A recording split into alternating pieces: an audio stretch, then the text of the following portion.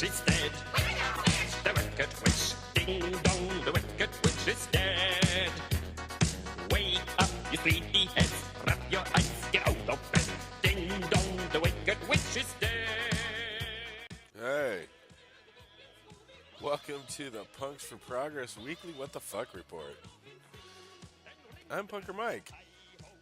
And that's Reverend Aaron. Hey, man. Hey, man. Ding dong, Sing the witch hi. is dead. Hello. Billy Graham is dead, man.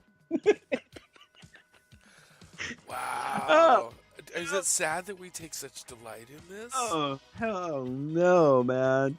Long time coming. That motherfucker lived way too fucking long, 99, man. man. He was 99. 99 years of fucking stupid. And dude, you know, go ahead. What's up with him and all the presidents, man?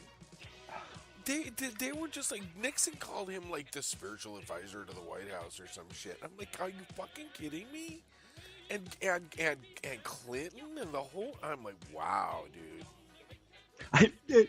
Well, because he's the stooge, man. It's like for generations, man, for decades, actually. You just kind of, if a president had the nod from that fuck scum motherfucker, then, you know, all the Christian community would fall in line and support. And like, you know, not all of them, if they're liberal, they still hate liberals. But I mean, but it really made a difference, man. And he was the validation of government and Christianity. And he was like, probably did more for uniting Christianity with our government than any other person in the American history. He's just such a fucking...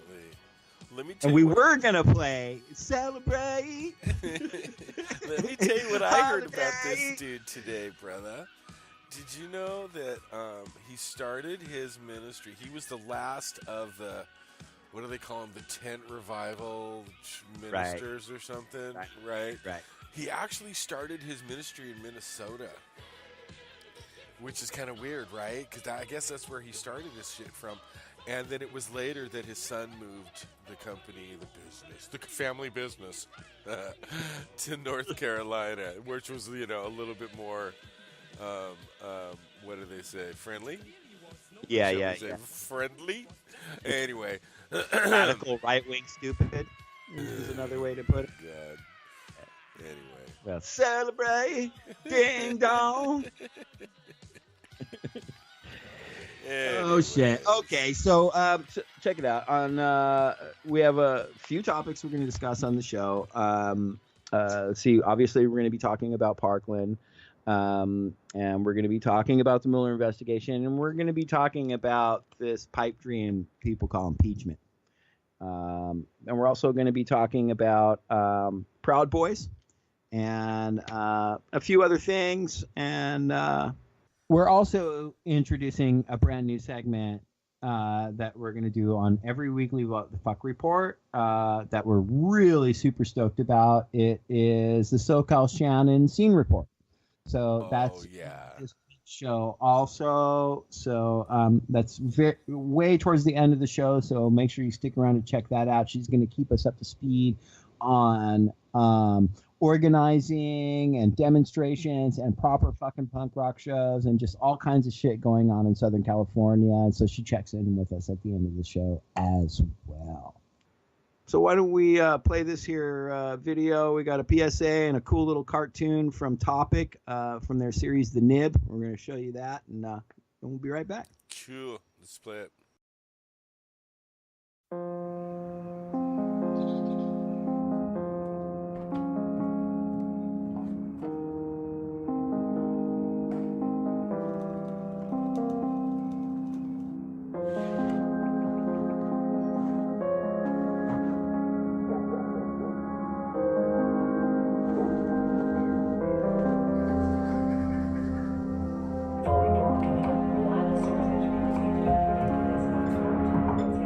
Chances are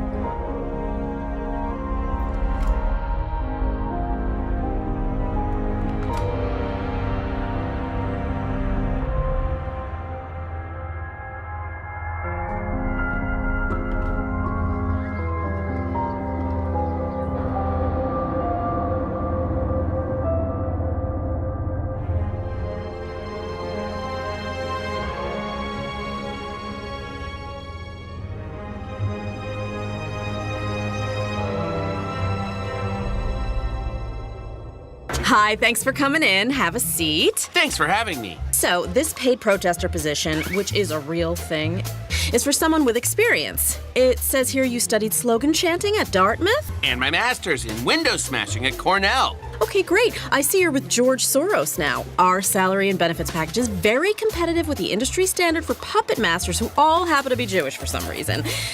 This is definitely real, and this is how it happens. I'll take the job. Excited to be a paid protester, which, again, is a real thing. All right, here's your big bag of protester money.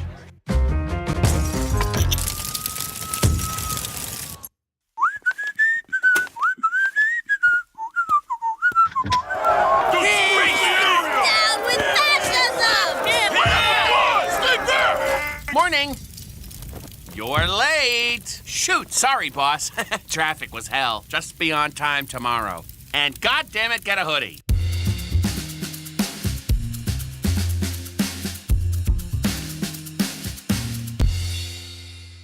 Hey guys, we're back. Okay, so before we get into anything, you need to talk about what sounds like crickets. Well, as you know, Punker Mike is now living on North Shore. So if you can hear the crickets, what sounds like crickets, they're not crickets. They're the Only geckos. people who live where you live know what the fuck North Shore means, bro. North Shore of Oahu in Hawaii. And so they're not crickets, though. No, they're geckos. It's the singing geckos. The island is covered with geckos and lizards and an occasional centipede here or there. The geckos are kind of cute little things, but they're like freaking everywhere. And they they like to poop when they're vertical. That's what sucks. Okay, you know what? I don't want to hear any more. That's all I need to know about Hawaiian geckos is they like to poop when they're vertical. So, listen, man, but to some real shit, and on a serious note, what happened in Parkland is not news to anybody, and of course we're going to address it. And I really want to address the disgusting response from the right wing. Big fucking surprise, right? But can't believe they're holding on with by a nose hair, bro. Seriously. Yeah. So now what? What's their shit now? Well, before we get into anything, what's up to Emma? Straight up, what is up to Emma? That speech that girl gave. Did we post that on our page? I posted it on my personal. Yeah, a couple times good. actually. Okay, good. Yeah, that was hardcore, dude. And the only reason I even posted that on my personal page was because it touched me emotionally. I was just devastated watching that. So, and we were talking. I hope others were too. Well, we were talking about why is it so emotionally hard to take listening to her speech? Why is it so amazing? And it's because kids shouldn't have to fucking say that stuff, bro. Kids shouldn't have to say that stuff. No, kids shouldn't be having to think that way. They shouldn't have the opportunity to film their classmates getting shot and put it on Instagram. That's fucking bullshit. I think one of the ones that got me the most was the kid tweeting out the school shooting and I'm scared. And then a survivor of a previous school shooting said, I've been through it and you're going to be okay. That was heavy, man. Yeah, dude. I saw that. That ain't right. Shouldn't have to happen. I'm sorry. That should not have to happen. It happens once in fucking Australia and never again. That PSA we played? Yeah. That was 5 years ago that PSA was made. Dude, right. I know. I saw that. I could not. 5 years ago. When? After Sandy Hook. Right. Sad that I have to know that. And what? Because the elementary school kids couldn't organize their own fucking national march because they couldn't get up with the clarity that Emma did and speak in her own words with her own convictions and her own emotions. I don't know. Maybe that's what it was.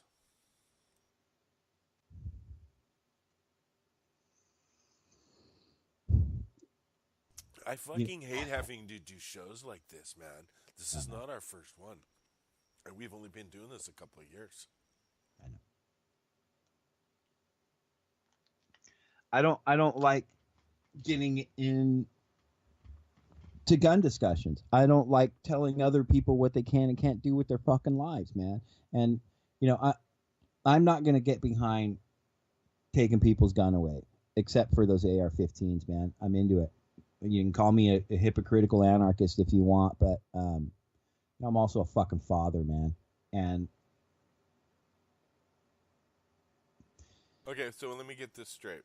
But I want the same thing that we've been calling for years, which is essentially three things, man. It's that's what I was going to ask. Proper fucking background checks for things like mental health issues and domestic violence, okay? And no more gun show loophole, and getting rid of assault weapons, man. The AR-15, high magazine clips, and of course the bump stock thing, and Okay, but that's where your Second Amendment nuts are going to come down and go. And we've already debated the Second Amendment, or we basically set our. Well, listen, Mike. It's not just Second Amendment nuts. There's some very, very intelligent people who are saying things to the effect of, if you look at like our African American community, for instance, they don't have a whole lot of support from our police forces across the nation. They do not come to save them, because if they did, they would be saving them from their partners from the police force, because the police are regularly fucking murdering African Americans all over the country. So African Americans have to defend themselves. Unarmed. I'm not interested in any way whatsoever in telling those people they can't fucking arm themselves, because cops and other people and racists and shit are murdering them on the street. And that doesn't mean I want to go get a gun, but I have the white privilege to make that fucking choice. And so it's not all gun nuts, and no, but I'm just saying, I don't. Go ahead. It's them coming down on, well, now you're taking away my rights. Why don't I have the right to own an AR-15? And my response is, if you want to shoot an AR-15, then join the fucking military. It's a military gun. It's made to kill humans. That's what it is. And see, that's where guns are killing machines. Guns are killing machines. I know, and that's where I have arrived, and I've struggled with this for a long time, because again, I want to fucking reiterate, I'm not into, especially the government coming and telling me what I can and can't have. I'm super sensitive to that notion, but when it comes to this AR-15 and its equivalents, I'm cool with it, man. But you know what you do is you don't literally come. I mean, you can ban them, but you buy them back. It's a buyback kind of situation, and you know what? Then you can go out with the money that you spent on your AR-15 and go buy a shotgun, or people that I know that are really into guns. They're not killing fucking deers with AR-15s, bro. Right, exactly. And the people that I do know that are not just veterans but gun owners and stuff, that they'll tell you that like that's not a great home protection weapon, an AR-15, and actually a shotgun is, if you really want to get into it. But well, and that's the general consensus, wants really. To have a big asshole shot at him, right? Right, and I mean, you just hear that clap when you cock that thing. When you drop that barrel, clunk, everyone knows what that fucking sound is, man. AR-15 for fucking pussies that don't have a good shot. Right. And so I'm there. Come on. I'm there. Fuck AR-15s, and I'm with you, man. I'm making light, but it's just and bump stocks and these high magazine clips. Something's got to be done, man. Something's got to be done, and this is why I say that we need to have, a higher authority step in, government, somebody, something, because here's another. Obviously, people can't regulate them fucking selves when it comes to this. Well, see, and that makes me uncomfortable too. And I think what it really, and we're seeing this really happening in a big groundswell way, which is encouraging, is that it really is about going at the NRA. That's the big fucking meat right there. That would be such a major win to bring down the NRA. It would do so much for then we could have a real fucking a conversation in Washington, and again, without an influence of some fucking organization that has a lot of money.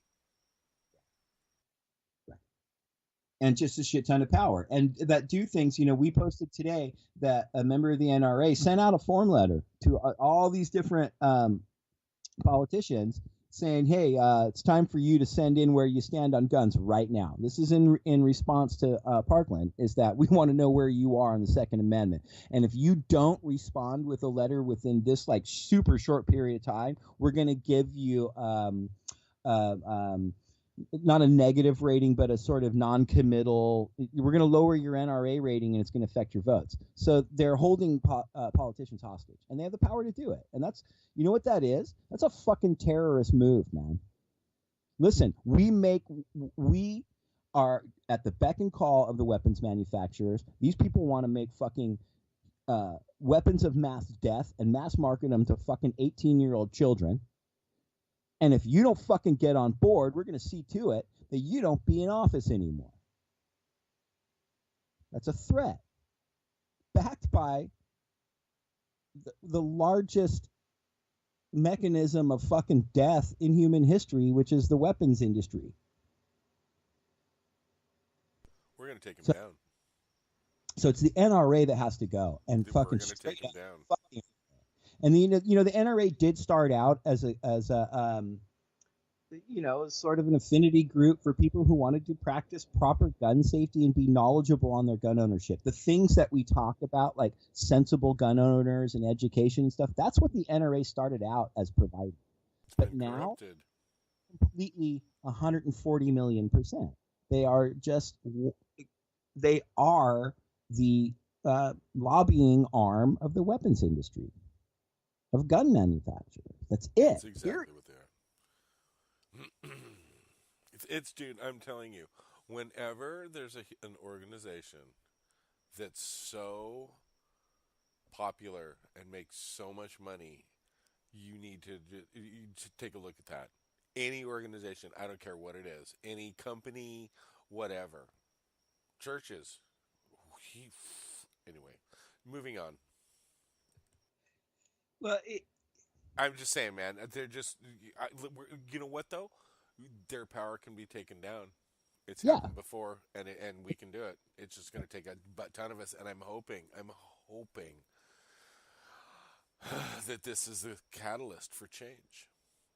I think it is, but it's going to take another. Fucking pissed, dude. People are pissed. It's going to be another wake-up call session, because we're going to get into talking about Trump had a sit-down with victims of Parkland and victims' families and stuff from Sandy Hook, and a listening session, whatever. And we're going to get at what his response is, but the wake-up call that's coming is that we're expecting these politicians to fix it for us, and they're not.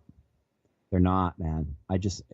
Maybe I'm just getting older and too cynical, but I'm not seeing the signs of it. And again, we're going to get into that, but no. And so what it's coming down to, brother, and I agree with you. The politicians aren't. So you know what? We've got a whole new list of people that are running for office now. I just heard today that one of the women that accused Trump of sexual harassment. Mm-hmm. Of sexual inappropriate, what do you call it? You know what I mean? She worked at Trump Tower and was one of the receptionists, and he groped her and stuck his fucking tongue in her mouth and shit. She's running for office, right? Yeah. So I mean, it's on, dude. And what was I want to say Nebraska. That's not right, but there was a huge win yesterday for a Democrat, and very, very moderate, kind of bland, blasé Democrat. Kentucky, where Trump won 72, where Trump won by 72%, and she killed it. So that's a huge. It was an Kentucky, 80s. That's where McConnell's from, dude. So I mean, we're going to get into the impeachment stuff too, and what's going to happen in 2018 a little bit later. But let's get back into. I just wanted to reiterate before we got into Trump's fucking listening session. Well, that was part of the whole deal, right? We're going to talk about that. Put pressure on the NRA. Got to put pressure on the NRA. NRA, and we got to be finding out there's all kinds of information out there about politicians who are taking money from the NRA, and if they are, fuck them, they got to go. But so his listening thing, there were some real wonderful people that sat down in that room and said some really intense, important things to that jelly-headed fucking moron. Let me guess. President. In one ear and out the other. And and the whole time throughout the thing, it was so hard to sit through, Michael, that he's feigning this look of, oh, I really care. He's just kind of looking up. He's got that beady, I'm really like intensely listening look, and it's such bullshit. He doesn't give a fuck, and he listens to the intense things that these kids call for and these families, and he turns around and he talks about, yeah, we need more security and guns in the schools. Guns in school? Yeah. No. And that's all the right wingers are pushing. The arming the teachers. They don't give teachers enough money for pens and pencils. We're going to give them guns? No, they would have to buy it themselves. And here's the other thing too. I don't want to stereotype. I don't, but the type of person generally who kind of commits their life and devotes their life to teaching children is generally not the type of person who's like some super gun advocate person who's super well trained in a fucking gun. And so this is something that we would have to add also to being a teacher, is you have to do gun training. This is ridiculous. This is fucking ridiculous. It is ridiculous. No, I have no teachers. Most of the teachers I've known, nonviolent, because they have a fucking education. Right. They're there to attempt to mold our children into people who don't need guns to make themselves feel secure. Yeah, they're called free thinkers. Right. Intelligent people. Yeah, intelligent people. Guns are the tools for the weak-minded. Bottom line. I think Henry said something to that effect. I mean, but I would clarify, if you're this gun nut free, there's plenty of people who own guns, and you know what? They sit in a safe and they never even pull them out, except to maybe make sure that they're in clean, good working order, and take it to the range and practice and make sure they know what they're doing. These are intelligent people, but anybody who's coming out and not saying, okay, we need to do something. If you're making excuses or you're blaming these fucking students, and there was an armed guard at Parkland. Really? Yeah.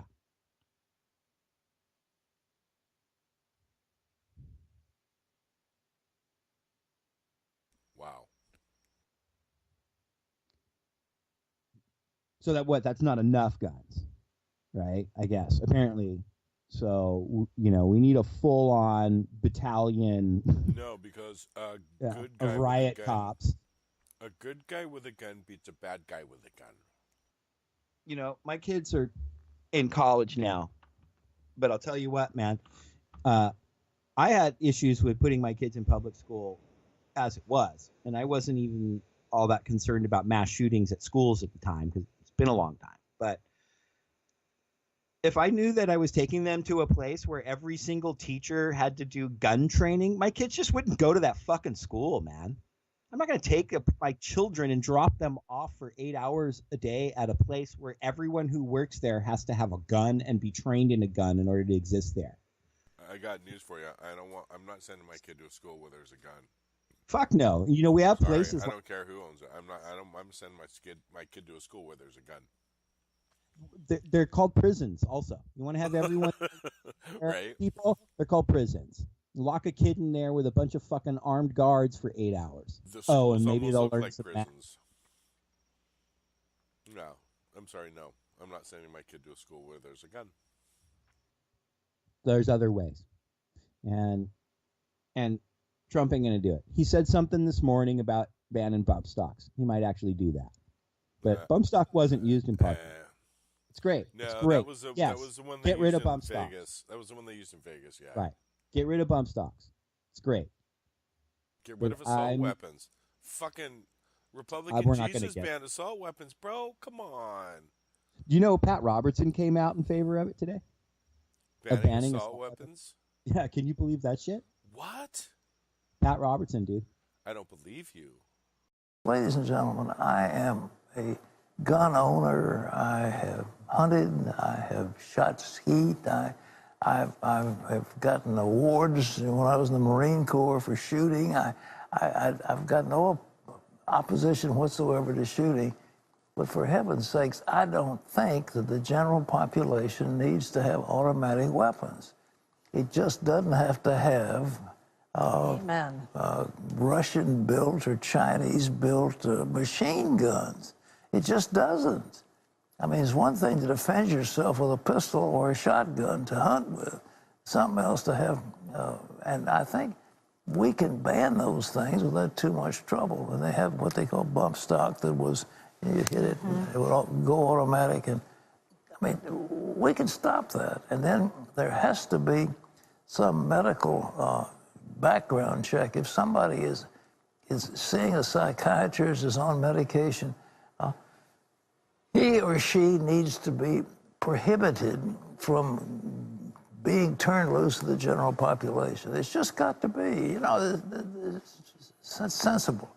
But as far as the right of the people to keep and bear arms, the Second Amendment, and we're all for it.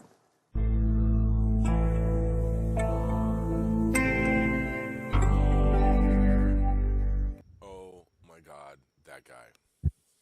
I mean, look, if that fucking wackadoodle, if that fucking wackadoodle can come to that conclusion, I mean, I think we're reaching a consensus in the country about assault. I only hope. That I was astounded that he said that. But he must not be getting paid very much money from the NRA. I bet you that's right. They didn't contribute to the PTO clip this year. I mean, he's still holding water. It's not like anything that he said there was really all that great. He just did say, you know, God, he's such a verminous scumbag. You know, hey, hopefully you'll be meeting your old buddy Billy soon there, Pat. But anyway, okay, so listen, Pat Robertson is definitely not the only wackadoodle on the farm or whatever. The conspiracy theory mill is in full effect in response to Parkland. And I mean, you gotta be kidding me! Come on, seriously. It took, like, in these other things that have happened, it usually took these people hours at the most to start pushing it. It took them a little longer this time. I'll give them that. Took them a day or so. But, man, I mean, it was a good 6 days ago that he was talking about the globalists planned it and Sandy Hook all over. And, you know, and they're talking about that. Obama did it. Well, no, there's a term for it, and it's slipping my mind. But of these people, people who essentially get paid to be actors in staged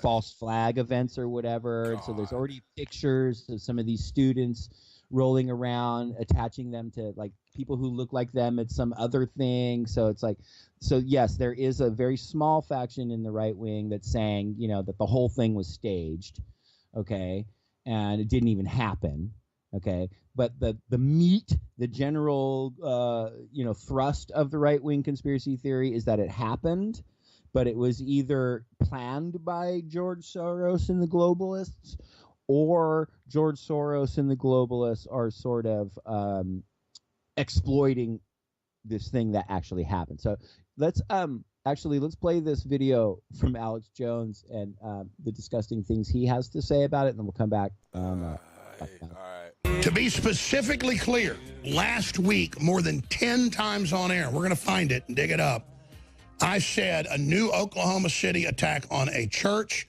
a school, or a federal building blamed on right-wing terrorist Tim McVeigh Part 2. Now, why did I say that?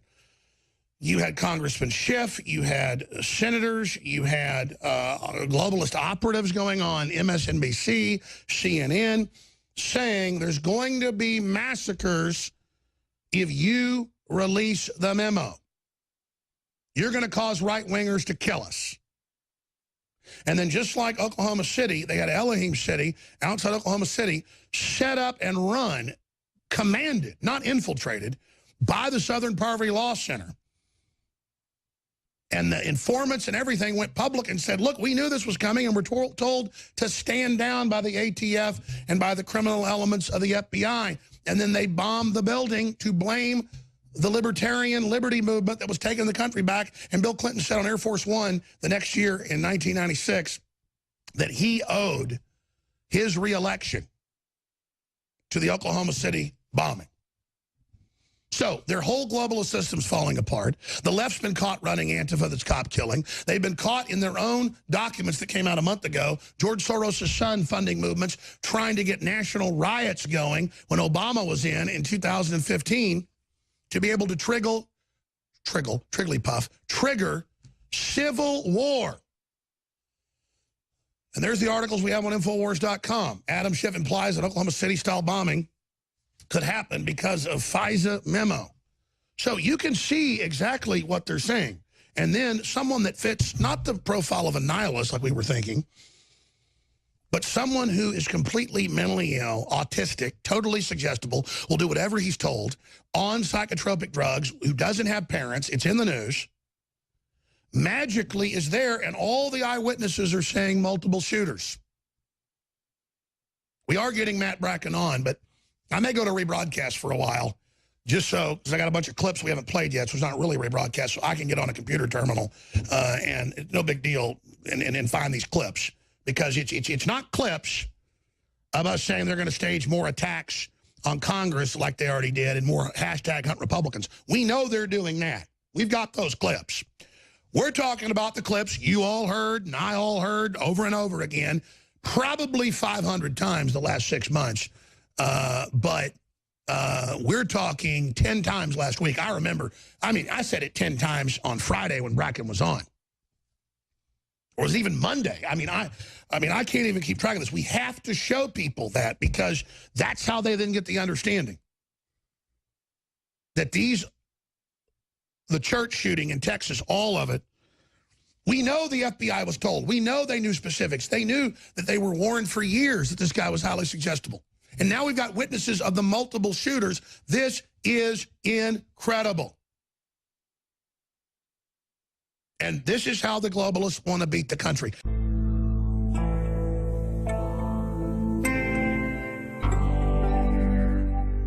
I can't believe you made me play Alex Jones on our show. I know, 3.5 minutes of him even.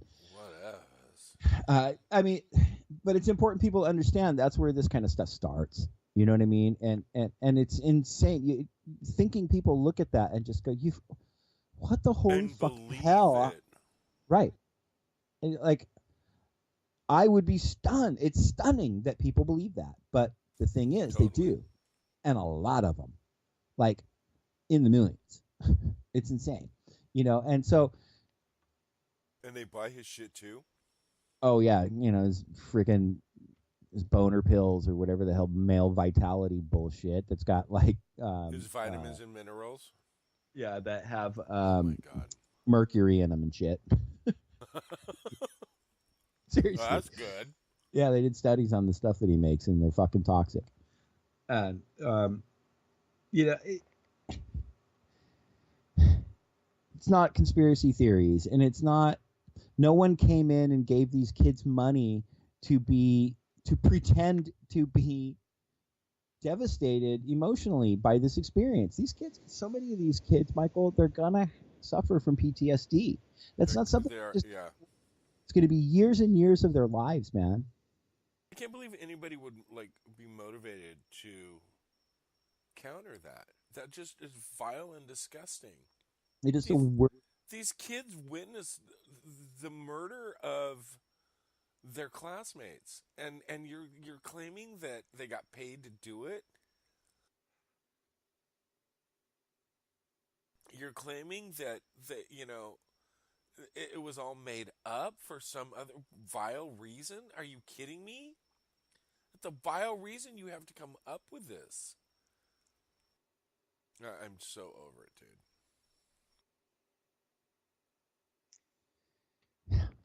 dude. So am I. So, I mean, we're going to see what's going to happen. And again, I just want to push, take it to the NRA. Call the NRA. Write letters to the NRA. Right? Call them out. Quit voting for people that take money from them. And there's all kinds of, go look on the Punks for Progress Facebook page. There is just a ton of demonstrations being organized to directly confront the NRA, and we've been sharing them there, and you can find stuff hopefully in your area. We try to share stuff from all over the country. So take a look through the page and keep you updated to do stuff like that. So let's talk about fucking Mueller. Okay. I guess the Friday news dump was that there were 13 indictments handed down last Friday, yo? Yeah, for this team of hackers in Russia. Yeah, it seemed like a bunch of Russian people is what I saw the list. They had video of them doing it. Like someone was filming from outside the building, watching this team of people do their hacking. And there's legit proof that they meddled and did the troll bot stuff online and, meddled in the election. Did they sway the election? I don't see how that's possible unless they're trolling. Well, I mean, if they're trolling is what convinced Hillary Clinton and the DNC to fuck over Bernie Sanders, then sure, I guess they swayed the election with their trolling. I'm not trying to minimize it. It's people from another nation trying to meddle in the affairs of our nation, and that should be addressed. I'm not sure it paints to anything connected to the Cittadini yet. So there was that, and then there was this other. No, here's my counter. But there was Hillary still got more votes than he did. So even if they did interfere, Hillary still got more votes. She did. It was like by 3 million, wasn't it? Yeah, and I believe that's what probably should be addressed. But the FBI is investigating Russia. So yeah, I don't know how much influence it actually really had, considering she actually got more votes. But okay. And then there was another indictment today, or I believe it was today. I'm trying to find the guy's name. He's got a very Dutch sort of maybe sounding name. Yeah. But this guy that Mueller is indicted has like connections to Manafort and kind of the whole mess that Manafort's attached to. Yes, I heard about this. I can't tell you what his name was, but I did hear about this, and that he was tied to Manafort, and that this might be a link, but it's not anything definite at all. Right. Well, I think the significance of it and the is that the reason that this person is he's plea agreement. He's working with Mueller. So what it is they're going to give you essentially like a lesser charge or whatever because you have isn't that what Manafort's doing? Well, because they have information, you have information they need, right? So it's not just that like. So one, they've caught this dude doing something. It gets really complicated into what I want to find his name so people can Google it and just look it up. It's like Zavander. It's a really strange name. It's why it's hard for me to remember it. But so it's Google not that, there. There it is. There it is. Vander Zwan. So it's Vander Zwaan, and so he pled guilty to some shit. So there's another indictment from the investigation, and it's not just that they caught him in something, is he's got information that's going to lead them closer to some other stuff. And then, Jared Kushner is apparently the focus. And so, there's there with the Mueller investigation, right? And there's there, but he's gotten does that mean anything's gonna happen? Right, and that's what we need to get into. So I'm not fuck the police, but I got no issue with Mueller's doing. I don't think he has some nefarious agenda. I think he's a pig who's doing his job investigating crimes. And he's found it. Wait, and back up. You forgot. He's a right-wing pig. He's a right-wing pig. That's right. Just so you know, remember, he's a Republican. That's right. So I just don't buy into that there's any type of, like I said, nefarious agenda on his part. And he's finding a lot of stuff, and a lot of people are being convicted. Now, he's just doing his job. Let's say, okay, he gets Jared Kushner next, and then from Jared, listen, if he indicts Jared Kushner, then I would love that. Then that is, essentially because Jared Kushner is going to say some shit about his father-in-law. Now, let's say that happens. Let's say that happens tomorrow. They're not going to bring charges against the sitting president. It's not going to happen. They're not going to indict. With a Republican Congress? You're kidding, right? Oh, well, it's not about Congress. There's constitutional concerns with our law enforcement indicting a sitting president. Okay, so it would have. Yeah, you're right. There's not a straight. It's like there's gray area in it, and I think people are generally we err on the side of no, we don't indict sitting presidents. Okay, it's just how it goes. So it's probably 99%. Right. I agree. And so he has to be out of office. So impeach him. Now there's where your Senate and your Congress comes in, bro, because is Mitch McConnell and are these people gonna impeach President Trump? Fuck no. And Eddie Munster? Fuck no. Yeah, that's what I meant. It was Eddie Munster. The House is not going to Republican-led House is not going to bring. Eddie Munster is not going to write up impeachment articles of impeachment. No way. Yeah, happening. And so 2018, right? By all accounts, 2018. Seriously, you think Democrats are going to take both houses of Congress? If you'd asked me that 6 months ago, I'd have said fuck no. But right now, I'm going to say yes. They're going to take both houses. And what changed your mind? What are you thinking now, sir, Reverend? I think it's just kind of what I see from the general mood. Hopefully, now here we can get into how this is not an all-encompassing sort of plan, but essentially all you have to do is run on Trump sucks, and you're going to get huge numbers. I think that Democrats and especially millennials are going to come out like motherfucking huge numbers, and I think that people are pissed, man.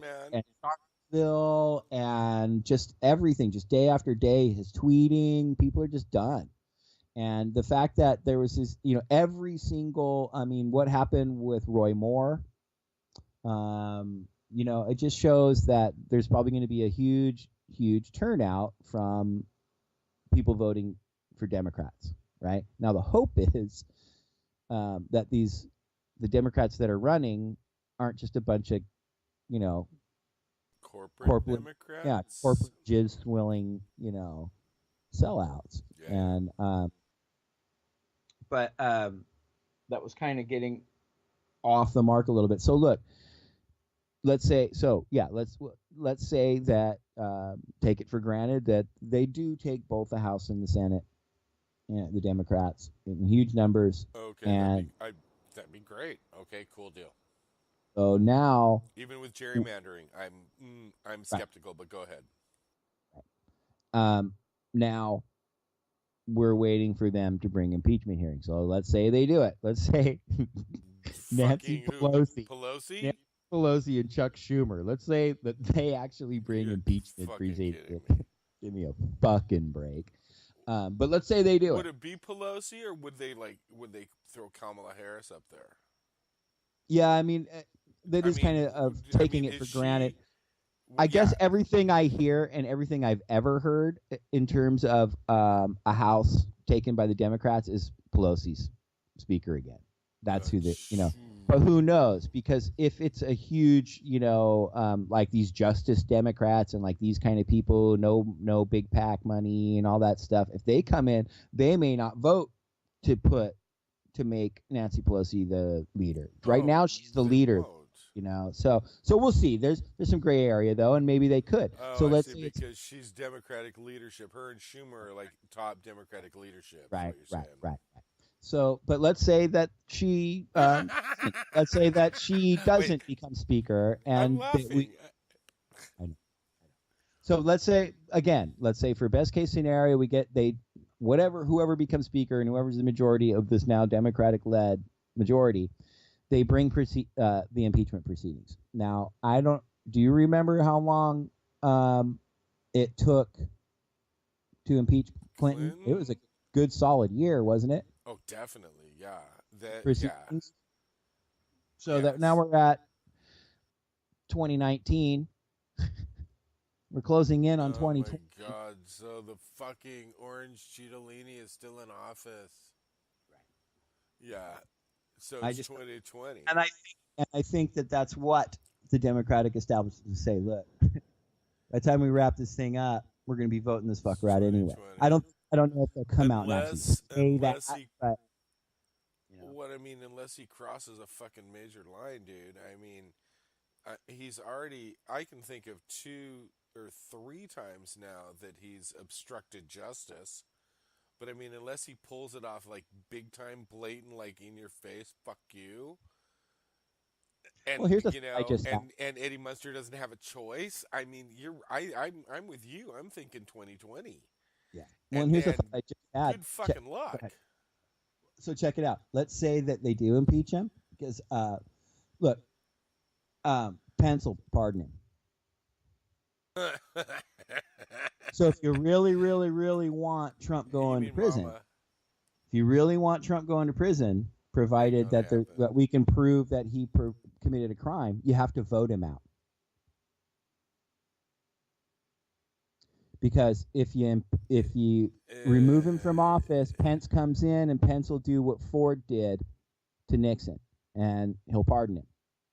And then you won't be able to ever indict him. But if it's a Democrat in office, we'll see if they pardon him. Now, you think Bernie would pardon him? I don't think so. No, but he won't be removed. He'll quit before he's fucking removed. But still, at that point, Pence pardons. Pence comes in and pardons him, just like Ford. Absolutely. And I'll tell you this. No, he won't do any time. Tell you another reason why the Democrats. And he's already making money on the deal. I'll tell you another reason why the Democrats won't impeach him. Because he's their number one greatest fucking gift to run against. Because in 2020, they can win all kinds of more seats. This is what Jimmy Dore has been saying, and he goes too, I think, a little too far with it and extreme with it. But in many ways, Trump is such an extreme fucking scumbag that it's motivating people to mobilize against him. And I think Democrats know that, and of course they want to run against Trump. He's one of the most hated people on the entire planet. So I think, however, which way we look at it, I mean, we gave a lot of concessions to things that probably won't happen and said, okay, if that happens, and we still haven't reached a conclusion where this man is impeached, they're not impeaching him. It's going to be 2020. Damn, dude. So, strap in, man. Get out in the street, get vocal, because I think we're stuck with this dude for a while. But there's other things going on too that we're going to get into, like on the street level, like misogynist bigots going around and beating up women, calling themselves Proud Boys. So I want to get into that, actually, Mike. Let's do that. I put together a 45-minute video this week, an expose on the Proud Boys called "The Proud Boys: Beating Up Women and the Obsession with Violence." And right now, I want to play a short clip from this video. It's about a 10-minute clip, and it's from a speech that Gavin McInnes, who is the founder of Proud Boys, that he gave explaining how and why he started the Proud Boys, and then it's got narration with me and interspersed throughout it. So, Mike, you want to throw that in, and then we can come back and talk about it? You got it, man.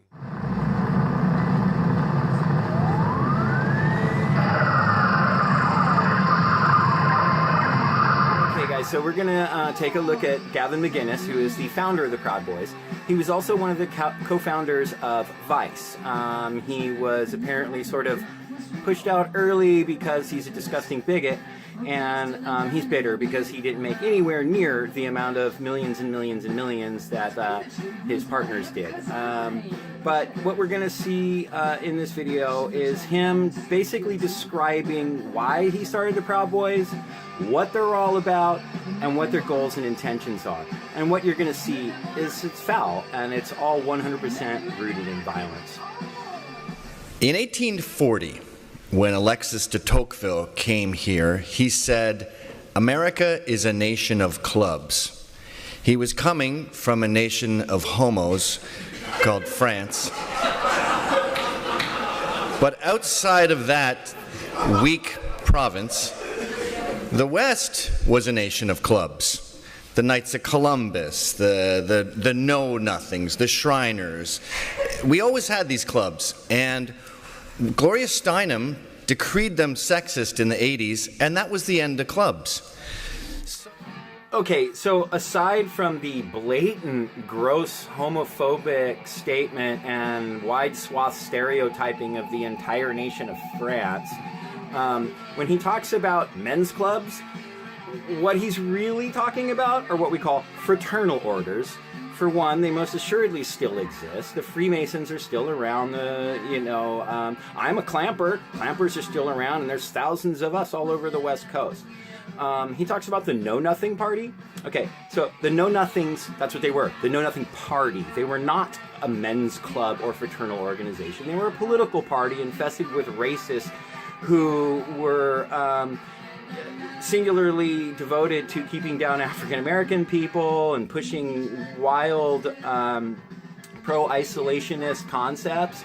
And so either Gavin knows that and is pushing a pro-racist, pro-isolationist agenda from like 100 years ago and associating it with his own group, or he's just probably more likely too ignorant to know what actually the Know-Nothings were, as well as the nature of fraternal orders, because they still exist in abundance. Okay, so now he is going to get into describing what the Proud Boys are, so let's get back into it. So I thought, why don't we bring this back? Why don't we have a men's club?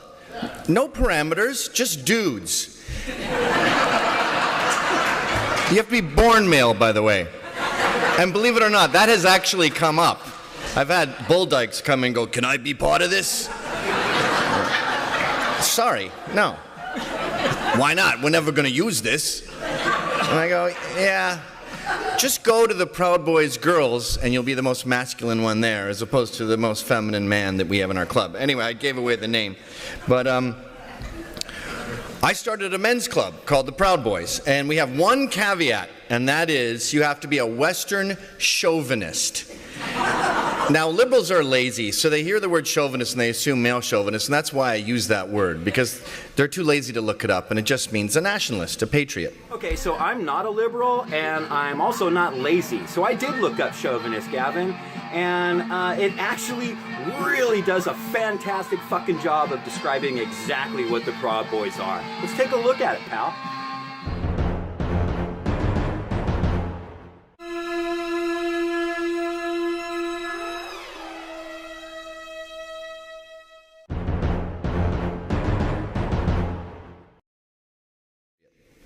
And you have to think the West is the best. And it exploded. There's thousands of members all over the world. There's Proud Boys Africa. There's Proud Boys Japan. We've got about 5 different divisions in Australia. And I just made it up. So we made up these rules. There's, just like the Knights of Columbus, there's 1st degree, 2nd degree, 3rd degree. What's the 2nd degree, Gav? And I went, you have to get beaten up by 5 men for how long? Until you can name 5 breakfast cereals. Done. 3rd degree. What's the 3rd degree, Gav? You have to quit porn and get a tattoo. Done. It's massive. So you'll notice Gavin left out level 1 or stage 1 or whatever the hell he calls it of his Proud Boy organization. The reason he left that out is because level 1 of a Proud Boy is you have to assault an Antifa member. Okay? So to even get to the point where they then jump you in while you rattle off cereal box titles is you have to hurt someone. You have to commit physical violence against another human being before you get jumped into their gang. So that's why he conveniently left out phase 1. I did a talk at NYU, and they said, okay, what you're doing over there is obviously very dangerous. What? I'm just doing a speech that I like Trump, not Hitler. Trump is Hitler. So they go, we have a secret back door you can take, and then we'll have security escort. I go, I'm not a pedophile. I'm not there to talk about how sexy teenage boys are. I'm talking about how sexy America is. I go, no, we're going through the front. So we walk through this mob of Antifa, and we start singing, proud of your boy. And they're going, Nazi, fuck you. And I'm going, I'll make you proud. And they blast me with pepper spray. And then I'm the only one allowed in, and my guys are left to fight. And here's the crucial part. We do. We beat the crap out of them.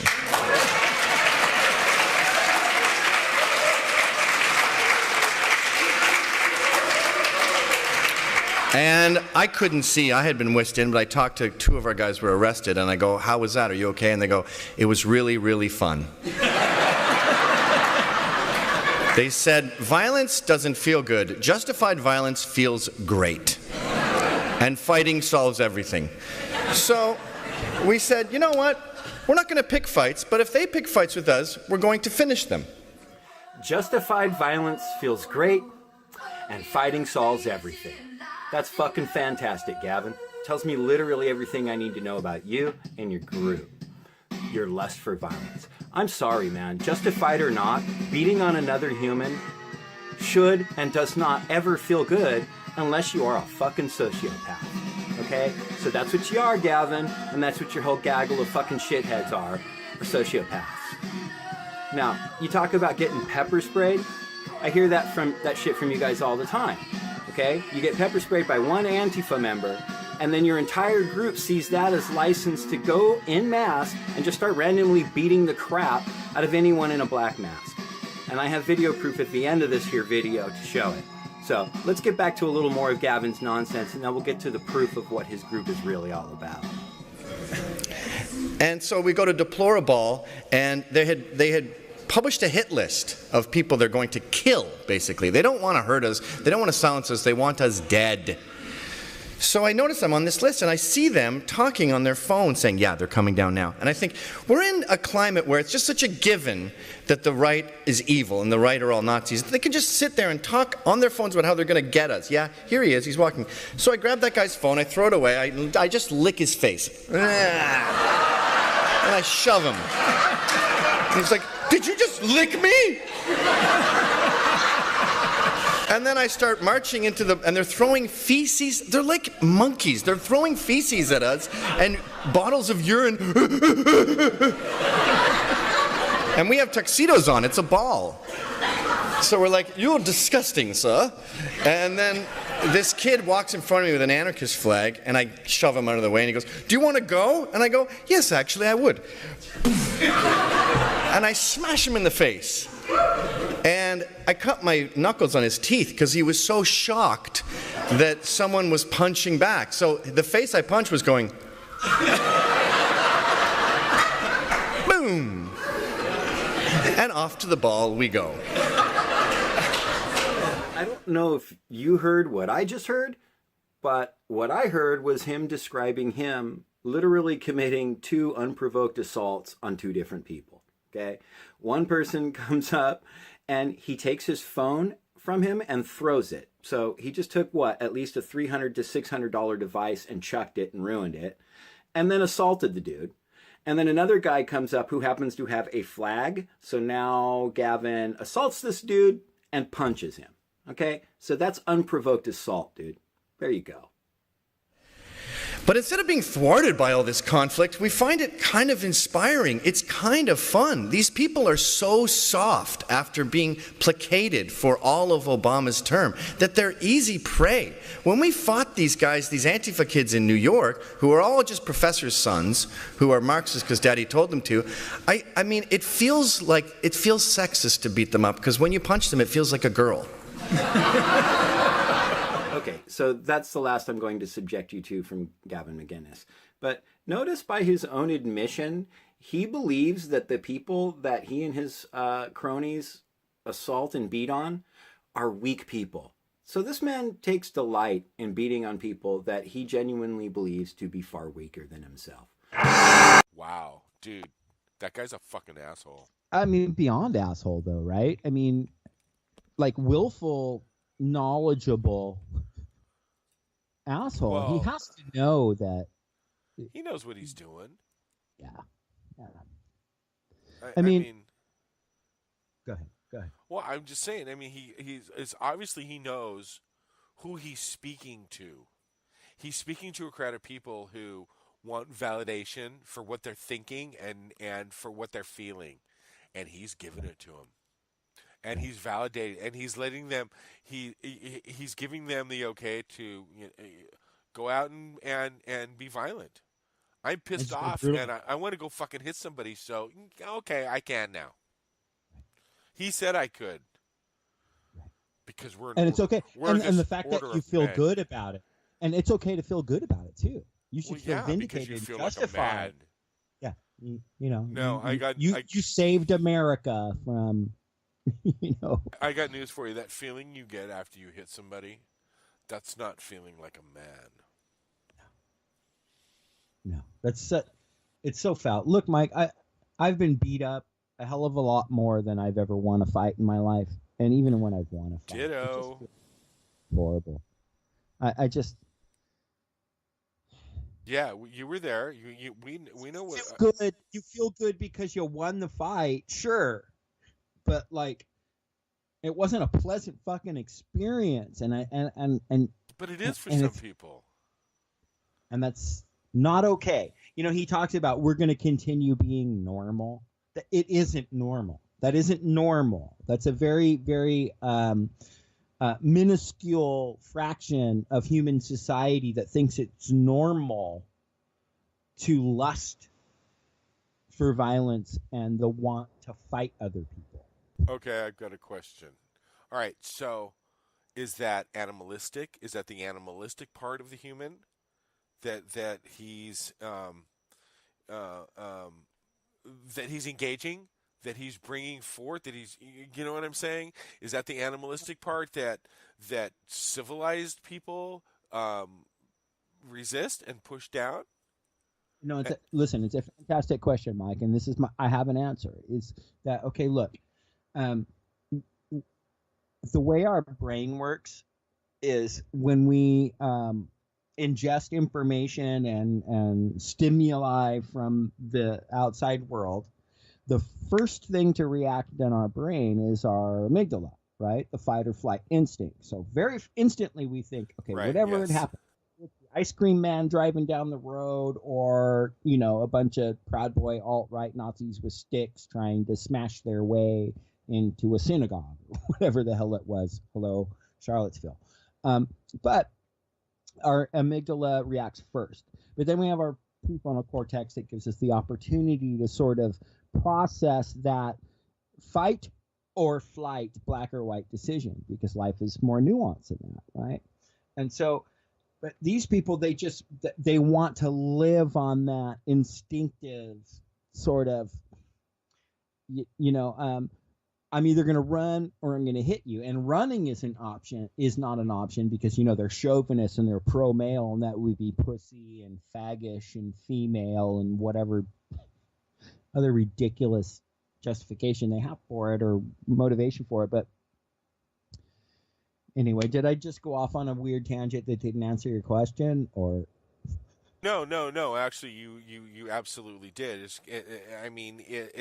like you said. It's the first instinct is the animalistic instinct. Is that fight or flight, and so when you engage that and you fucking hit somebody, it's like you have now just you get that rush of adrenaline and that rush of emotion from doing that. And it's a high. It definitely is a high, but the problem is that it's negative because you just basically put your hands on another person, and which is not okay. It's not okay by any means at all. Violence is not okay in any situation. I mean, in my book. And that's really right. And I want to talk about now. Like he talked about how like fraternal orders, and he tried to associate his fucking gang with like Shriners and Elks lodges and these other fraternal orders that he called. Oh my God! Seriously, nothing in common with Shriners or the Elks Club or the Key Club Shriners, or whatever. What are Shriners, bro? What is kind of the primary preoccupation for Shriners? Isn't it? They drive around in little cars and wear stupid little hats in parades. And raise money for the children's hospital. Yeah, that's right. Because every fucking commercial I see is about some little kids with, missing an arm or, having some disability or being in a wheelchair. And the Shriners are the ones that are supporting them and asking them to give them money. The Shriners hospitals and shit. So, I mean, that seems like a pretty noble cause. You're trying to help fucking kids out, right? That have, that are missing limbs and have disabilities. So. Well, here's the thing. Here's the question, though, Mike. Is according to Gavin, apparently, because of Gloria Steinem, the Shriners no longer exist. Oh my God! What up? Seriously, right there. You're gonna blame Gloria Steinem? Anyway, go ahead.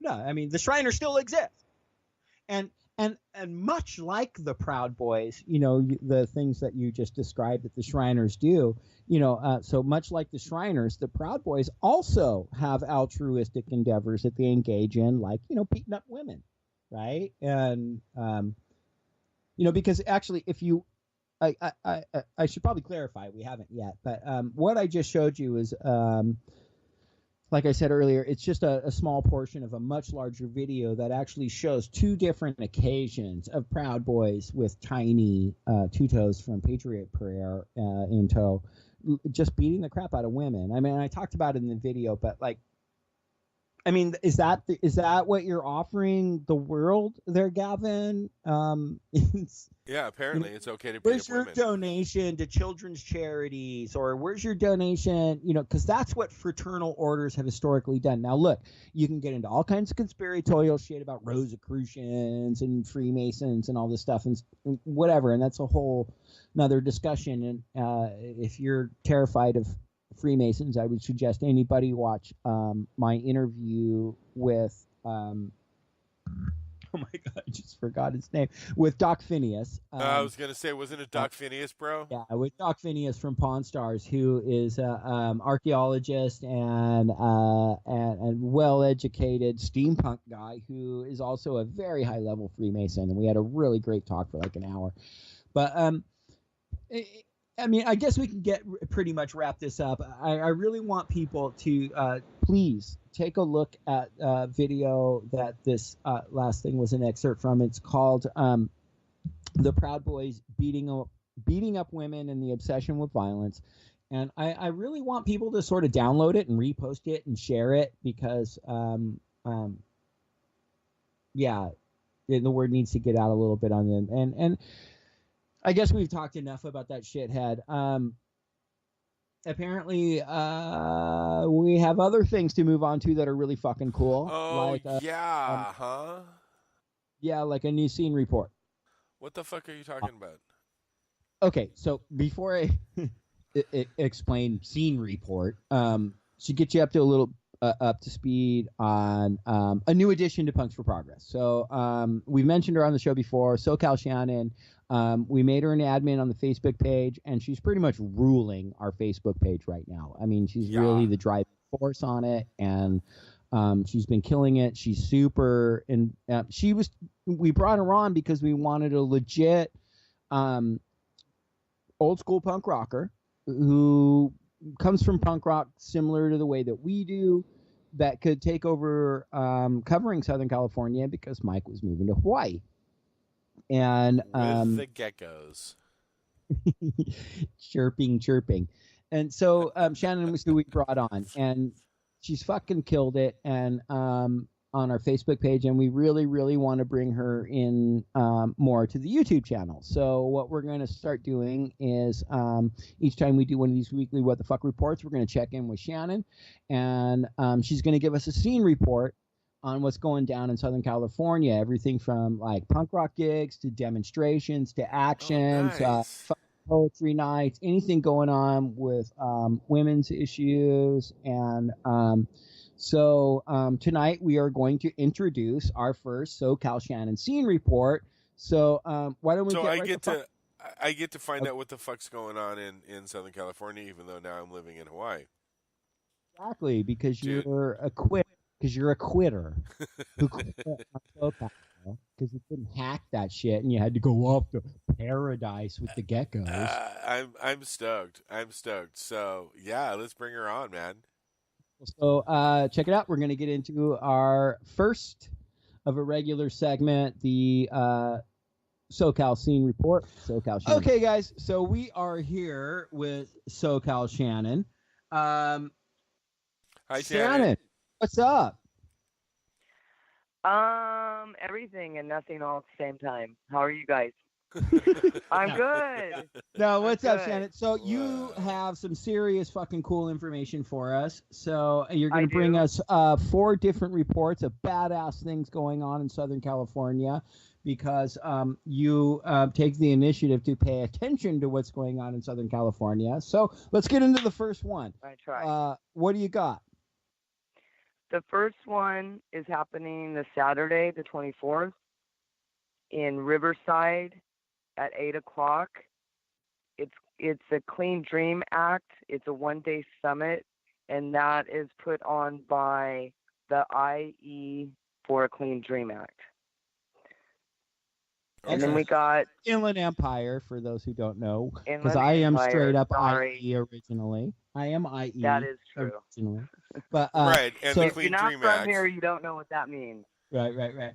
So it's a forum where people are going to discuss like how to move forward on pushing a proper Clean Dream Act. And if they need to reapply and everything that would keep their dream status up to date. Excellent. So go ahead. Sorry. Just also other people will be there with information that they may need. Excellent. So where is this exactly? It's at 7675 Magnolia. Okay, 765 Magnolia. I didn't realize it didn't say the exact. Sure. But there's a link on the Punks for Progress Facebook page for that. So that. I so did if you're share that. interested in that and you want to, bolster and lend voice and get in on the conversation about how to bring a proper Clean Dream Act, you can attend that. That's awesome, Shannon. So let's get to number 2. Number 2 is really cool. It's at the Santa Ana Public Library. That's also Saturday the 24th. And it is put on by Youth Know. Wait, let me start that over again.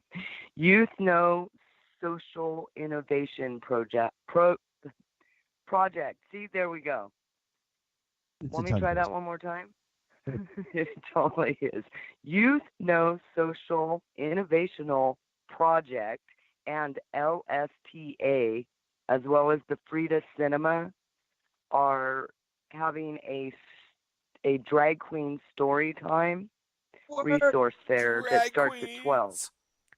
I know, I want to go. And you know what? I grew up in that library, so that library is really cool.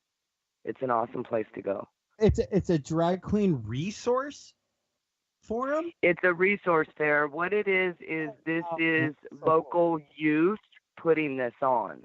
Oh, no kidding. And it's just information, but it's also there's a story going to be read as well. And a really awesome networking opportunity, I'm sure, too. It is, and it's all ages, kid friendly, all that good stuff. Badass. So let's give us a rundown on the time and location again. That is Saturday the 24th at 12 o'clock to 1:30 at the Santa Ana Public Library in Santa Ana. Cool as hell. So number 3, SoCal Nice. Number 3, we don't have like a ding ding ding. Ding ding ding ding. Oh, that's me. I forgot. Punks for Progress Central. So we don't have ding ding machines. Eventually, if people will donate to our Patreon, we can get a thing that goes ding ding. Okay. But for now, we have Punker Mike. Or buy one. Ding ding ding ding ding. There, right now you gotta hear Punker Mike go ding ding ding ding. Okay, and also the same day, the 24th, actually Saturday. I should say that evening, Saturday, at Gallagher's in Huntington Beach at 8 o'clock, Vinyl Solution is putting on a show with Shattered Fates, the Berserkers, and Unit F. Ooh. Oh my goodness. That sounds like a good show. Where It does. Wait, say it again. Where is it? It's HB, bro. at Gallagher's in Huntington Beach at 8 o'clock. So, number 4. And number 4 is on Sunday the 25th at the LA Theater. It starts at 9 o'clock, and it's brought to you by JCC. It's an evening with Anne Frank's sister. She's going to give a talk, and I'm kind of jealous that I can't go. Wow, that's hardcore. Yeah, that's really awesome. I mean, there's literally nothing else you have to say. And that's at the LA Theater. Theater. Giving a talk, period, in the story. That's it. That's at the LA Theater on Sunday. Yes. Wow. At Which 7 is my o'clock to 9:30. birthday. That's You your have birthday? a birthday? Oh, that's my birthday. I'm going to be 24. Please. Yeah. What? Yeah. My No. son's going to be 23 this summer. Oh, ho, ho. Yeah. So no, that's Yeah. my birthday too. And you know what? There's some other cool shit going on that day in the Northwest. So Revolution Books is holding an event in Berkeley. If any of our regular followers of Punk for Progress know, I'm very good friends with the people who run Revolution Books in Berkeley, and yeah, they're a bunch of communists. They're really down with the Revolutionary Communist Party and Bob Avakian and stuff, and you know, and I respect the hell out of that. I am an anarcho-syndicalist. That's not my trip. Free speech, free speech, yeah. But these people have been on the forefront over the last year of organizing consistently and effectively against the alt-right. And I have organized with them, even though I'm an IWW member. It may sound weird to a lot of adept and knowledgeable far leftist organizers that an IWW member would organize so regularly with Refuse Fascism, but there is literally no other organization in the Bay Area over the last year that can even approach their level of organizing against the alt-right. And I am very proud to have organized with them. And I agree with everything you just said. They're holding a really amazing event on my birthday, the 25th, in Berkeley, which is a talk by Bob Avakian. And it's weird that I'm going to push a Bob Avakian event, and my anarchist friends will give me shit for it, and that's cool. But it's really his kind of assessment on how we got to the state of fascism today and how to sort of confront the alt-right. And I enjoy the talk that Bob and I think gave on this topic, and I think he has some cool things to offer. And you don't have to join the Revolutionary Communist Party to enjoy this talk. So that's on the 25th at Revolution Books in Berkeley. This is kind of how you understand what happened in the 20s, right? I'm sorry? In the 20s? This is kind of how you understand what happened in the 20s, the whole communism thing. Like, were you ever friends with a communist? Did you ever attend a Communist Party meeting? Right. You see what I'm saying? Right, yeah, totally. now I'm like, oh, okay, I understand now. Totally. And then there's another thing going on in the Bay Area, and there's links on our Facebook page for it too. But fucking Fang is playing on my birthday, and I can't remember where off the top of my head. We'll find a link and put a picture up or something in while I'm talking and running this nonsense. But so anyway, dude, Shannon, you brought a proper cool scene report for Southern California. Thank you so much, man. I did. Thanks so much, Shannon. Thank you, guys. All right. See you next time. All righty, take it easy. Bye-bye. Dude, that was so awesome. I want to thank SoCal Shannon for that scene report, man. That was just fucking great. Dude, this is going to make our show so much better. I am so glad that she is part of Punks for Progress. I really am. Man, it's been a real change, and we really appreciate you, Shannon. And I hope that our listeners do too, because this is a thing we're growing. And oh my God, not growing. No, keep this in mind, listeners. Is right now we're covering the Northwest Bay Area, Northern Nevada, Southern California, and Hawaii. We have a very good friend that lives up in Seattle that's been keeping us posted on a lot of shit. What's up to our comrades in Seattle? And but we want to grow this. And so if you're listening and you are a motivated motherfucker who is organizing, loves some proper punk rock and knows their shit, and want to provide scene reports, man, we want to fucking hear it. So start hitting us up on the Facebook page. If that's something you just have to deal with Reverend Aaron. He gets a little testy. I'm a cantankerous fucker. I'll probably call you names the first couple times we talk. But he's a big old lover boy. Honest to God, I swear. And anyway. So listen, again, just thanks so much, Shannon, and thanks for the whole that you do and all the work you do for us. So let's get into some things I've posted up. Some videos since we last talked on the weekly What the Fuck Report. Look, Mike's been moving. He's now gotten settled into Hawaii, and we're going to start doing these things finally frequently again. And but I want to plug some videos I put up. I started a new series, bro. It's the Conspiracy Chronicles. Yeah. I saw that, man. That's good stuff. Put up 2 episodes now. The first episode really gets deep into the John Birch Society, which is really the birth of kind of what we see really rampantly now from the right, and especially the alt-right, which is this sort of really obsessive preoccupation with a communist conspiracy, bolstered by some real deep-seated hatred for African Americans. So like with the John Birch Society, it's really revolves around the civil rights movement, and trying to attach Martin Luther King and all this stuff to some grand conspiracy theory, which is really reminiscent of what we're seeing right now with, everyone in Antifa is a communist, and Black Lives Matter is, being pushed by George Soros or whatever, so everybody's being pushed by George Soros.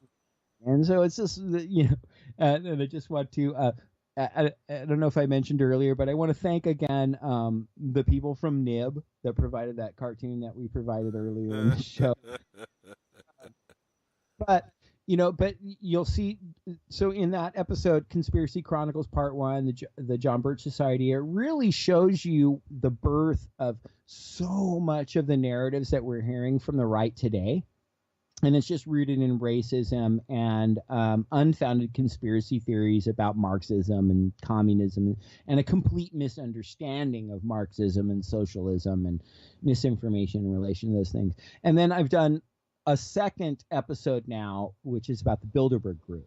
So really what this does in this episode, which is Conspiracy Chronicles Part 2, the Bilderberg Group, really lays out sort of where the foundations for the ideology that would make people susceptible to believing into this modern conspiracy theory that revolves around the quote-unquote deep state, right, Mike? Like, so like, you know, the intelligence community and all this stuff, that the globalists, you know, and all this stuff. And so it really starts with the Bilderberg Group and the conspiracy theories that revolve around this very real organization, the Bilderberg Group, who are a bunch of nefarious fuckers and a bunch of very wealthy, powerful capitalists from all over the world, including media and corporate and banking, that get together once a year and secretly and sort of discuss how they're going to go about, you know, oppressing the masses. So anyway,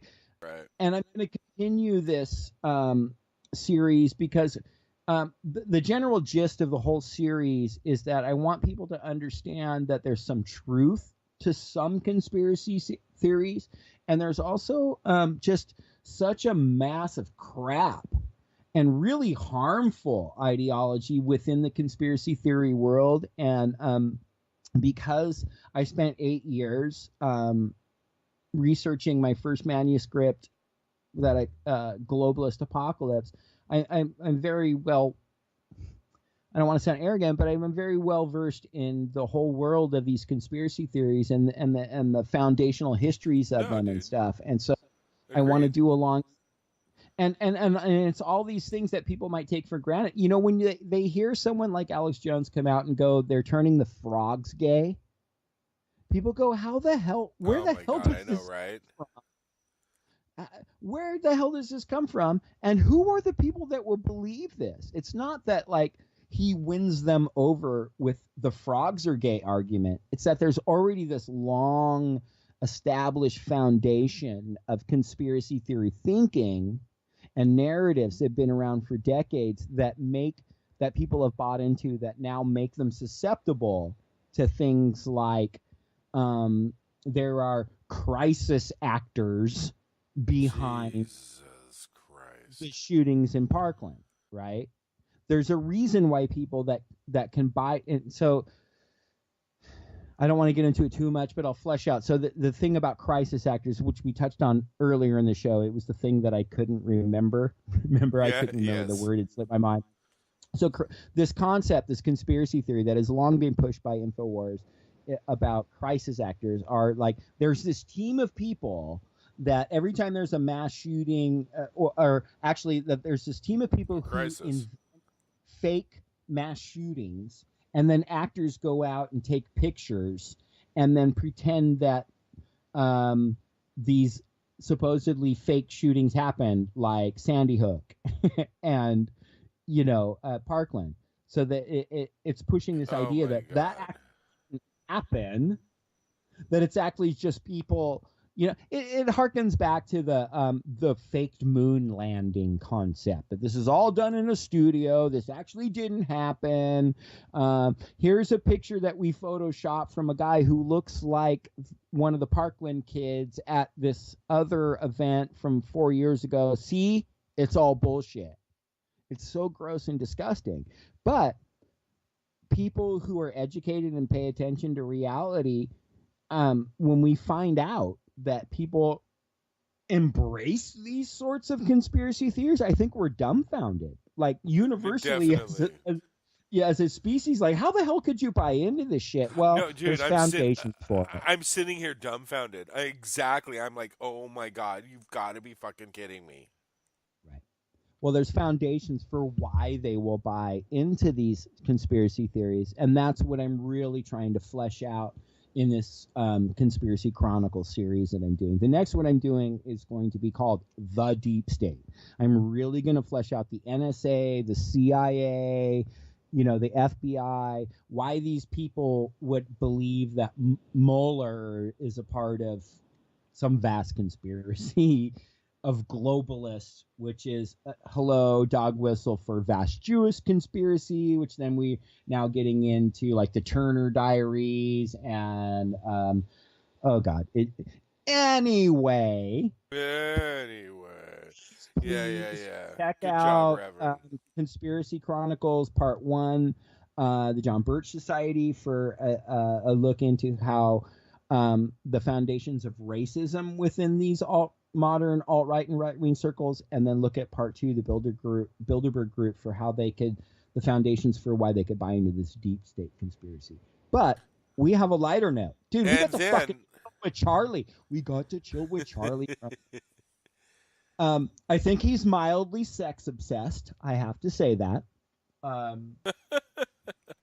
Okay, I was just going to say. And he is a male, and in this in this very wonderful Me Too environment that we live in now, I think it's important to clarify that we're about to play an interview with a very cool motherfucker, Charlie, from the band Dirty Cakes. And I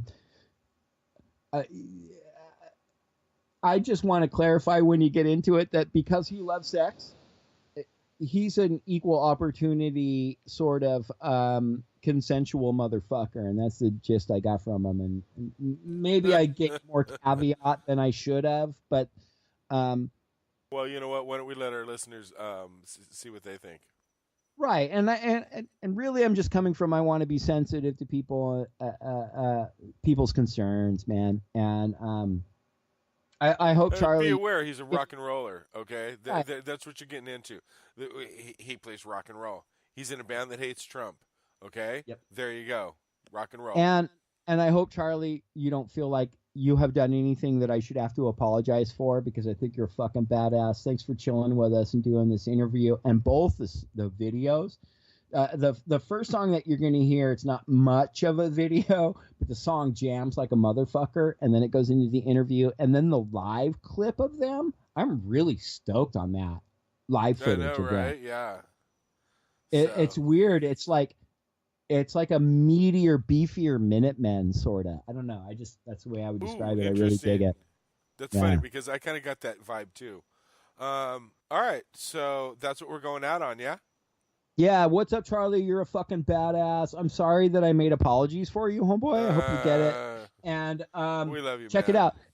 Please, subscribe to us here on the YouTubes. Make sure that you hit up our Facebook page, and don't just like stuff. Like, share our posts. Like, they're there to inform people. And share them on your page. Go ahead. I was gonna say we have a Twitter too. Punk's the number 4 progress. Yeah, I'm on there once in a while, here and there. So anything we post. Tweet that shit. Well, yeah, I like that shit. No, I'm telling them, retweet that shit. And then also we do have a Patreon page, and we're like deficient in the mental department when it comes to tech stuff, and so there's nothing on our Patreon, okay, except we're deficient in the financial department, and you could help us with that. We really, really want to grow this. We want to bring a lot of people into this. We want to turn this into national coverage of janky punk rock and proper activist activities and organizing and come on. So do that. Hit up our YouTube, subscribe. Please like and share our shit on Facebook. Please retweet our shit on Twitter, and then give us $1 on the Patreon. Hey, Michael, I fucking love you, homeboy. I love you too, brother. Dude, Shannon, thank you so much for checking in with us. Hit it, man. Check out Dirty Cakes.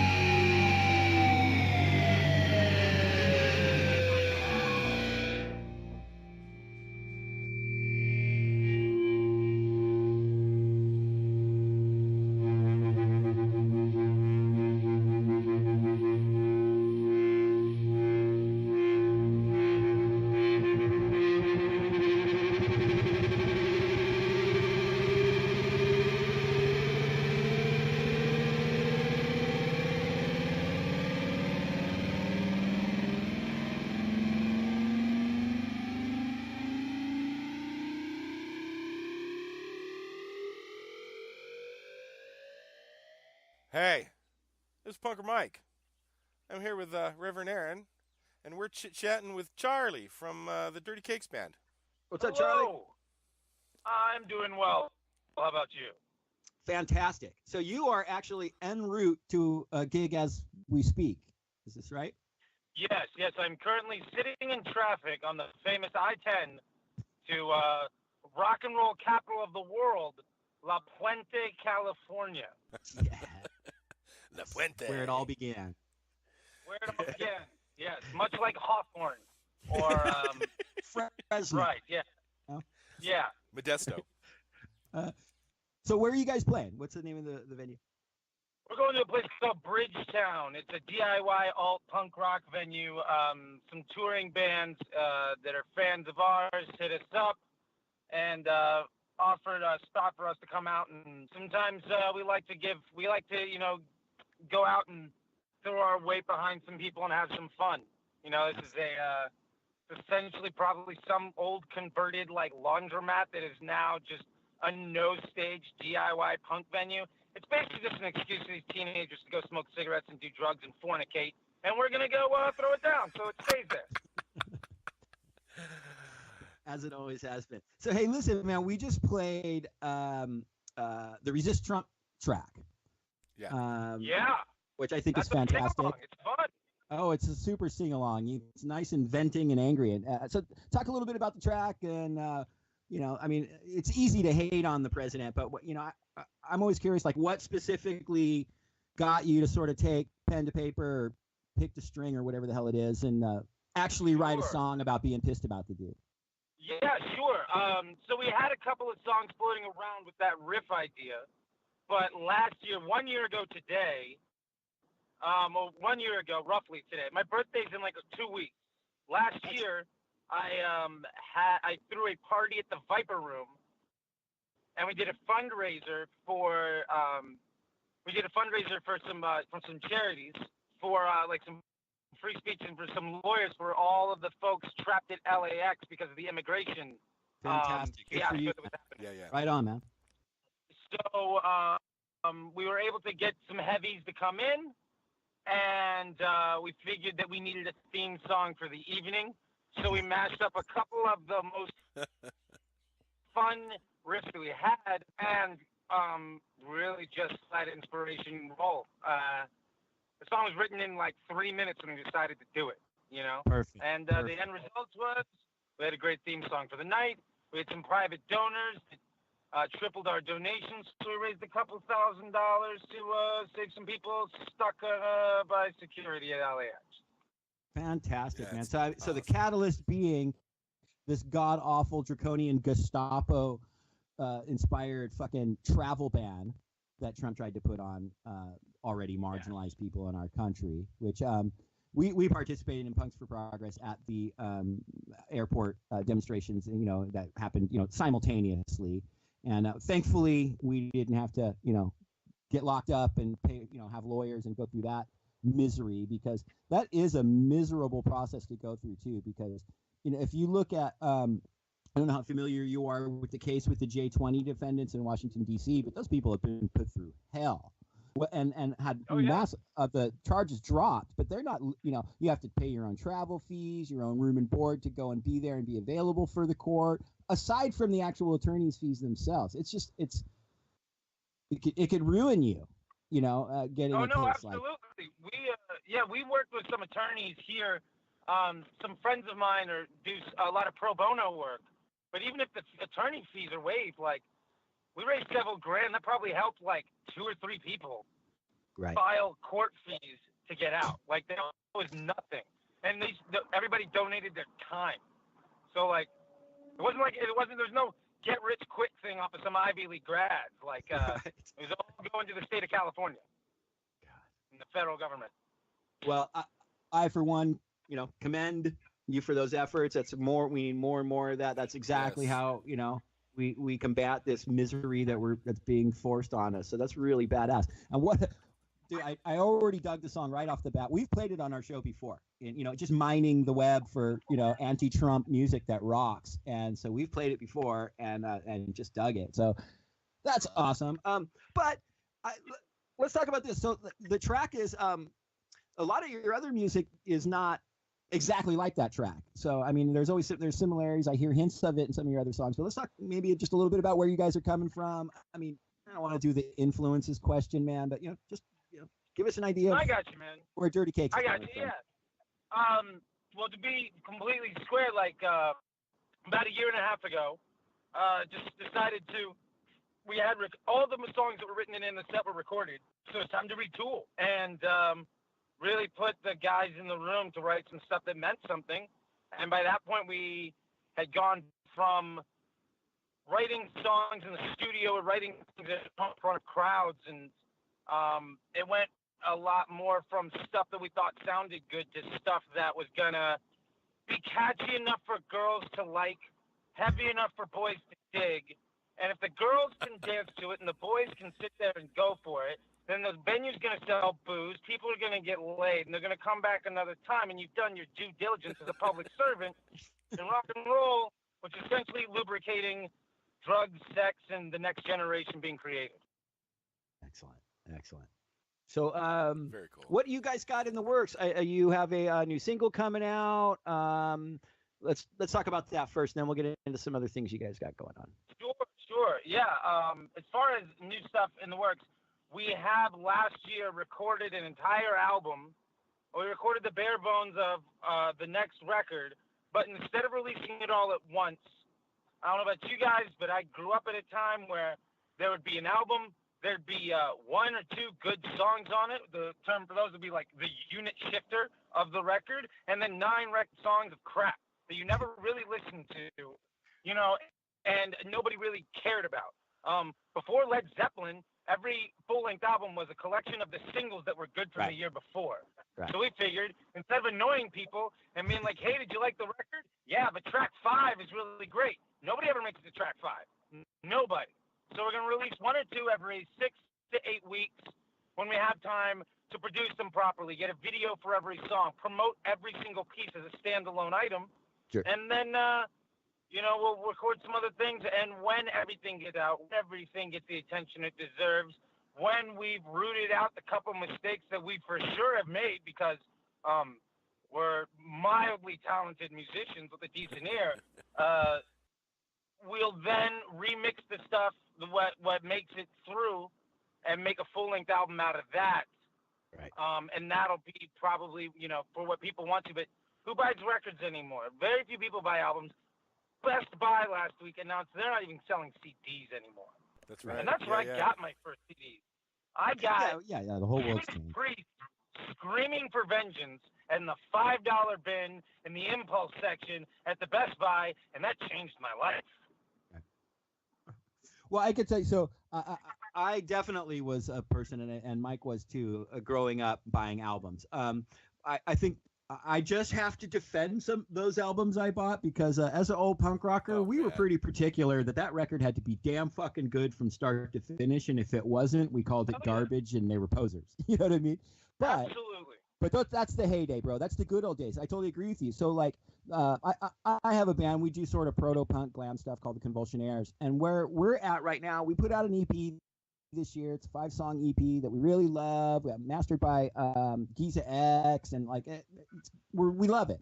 But we actually argued a lot over whether we should do it or not. And I kind of won out the day as an old music collector who said, look, I like to have something in my hand, that's of the band I like. So that's why I want to do it. And also it's kind of a business card, you know what I mean? And we'll just give them away. But so that was kind of why we did that. It wasn't to like, here's our new album, but really where we're focused now is very similar to what you're describing. Is what we're going to do is just, we have a shit ton of songs that we haven't recorded yet. And what has been stopping us is like, man, that's a lot of music to record to do an album. And so we just ended up not recording, right? So we're going to just go one song at a time. We'll put all the work that needs to be done into this one track, record it, make it beautiful, then put together a really badass video for it, and then just release it. And then again, just like you said, when you get to the point where you have 10 or 12 of those, you compile them all, remix them, get them remastered, and put them together with a new package and release an album, Yeah, no, absolutely. Like, I think all the music I grew up listening to whether it's like, I don't know the name of the record that You Really Got Me was on. I couldn't tell you what the name of the album that, you know, the cowboy song from Thin Lizzy first debuted on. I know I like that track. Jailbreak. I know that I love a lot of other songs from them, but The first one was bottom Live line, at Budokan, and the 2.5 second one was Jailbreak. Sorry. Okay. I think Live at Budokan's got the best. Oh, that's such a good record. And Thin Lizzy's Jailbreak is amazing. And the fact that you brought out Cowboy song, kudos, my friend. Because, you know, there's the track everybody knows off that album, but it's all about Cowboy song and the title track Jailbreak. Oh, yeah, I mean, my favorite Thin Lizzy songs are like the rocker, cowboy song. Still in Love with You is massively underrated. People have no concept of how amazing that band is. Yeah, They're I do. the I do. shit. I nearly worship them. And you Yeah. know, and Phil Lynott did a bunch of stuff in '77 with the whole New York CBGB's crew. They had a band, a punk rock band. I can't remember what it was called. It was actually kind of a generic, shitty sounding punk band name. You know, like the Rebel Bad People or some bullshit. Sure.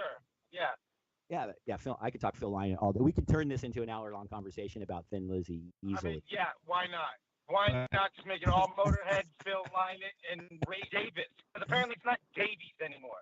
But whatever. I'm fine with that. What I was getting at before we had this wonderful side conversation about Phil Lynott and his shiny, sexy pickguard is every 2.5 minutes has to sit on its own.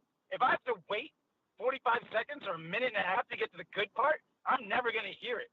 You know, to quote Phil Anselmo, it's like, why not make the whole song the money riff? And if you listen to Resist, it opens with the money riff. And the only time it ever stops is when we have a couple of things to say. And even in then, it's giant power chord and drum fill.